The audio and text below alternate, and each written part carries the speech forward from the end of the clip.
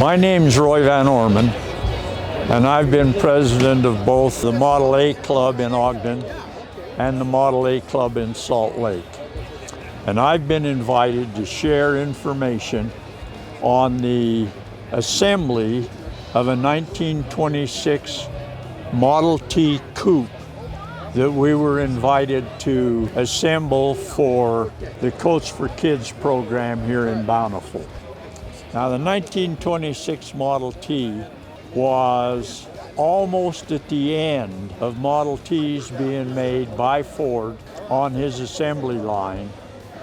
They were making Model Ts with wooden spoke wheels from about 1910 through 1927 were the last ones made. And this club, under the direction of Doug Jenkins, found this T, stripped it, fixed it so the bolts weren't rusty, and tore it apart, and then have made arrangements on invitation to put it together against the clock. We were thrilled today to have a clock speed of 8 minutes and 9 seconds.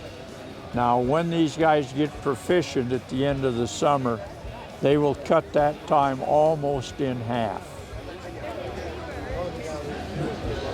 Ford made about 20 million Model Ts in the days when the tires were only about 4 inches wide and had wooden spokes, to where they finally made them where they had steel spokes and about the same size tires.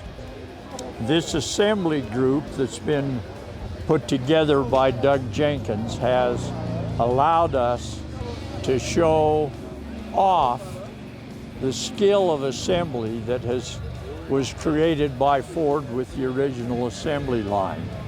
Now, our guys are all over the lawn here. They think it's fun to do it that way. And they bring their own wrenches, and they are very busy with it and proficient.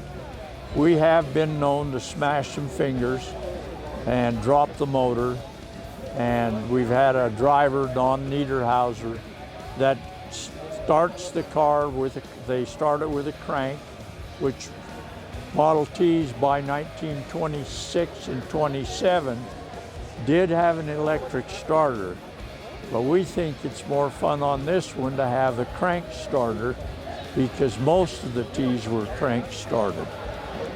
It's been fun to be here with Coach for Kids today, and we're delighted for the chance to put this on for you guys.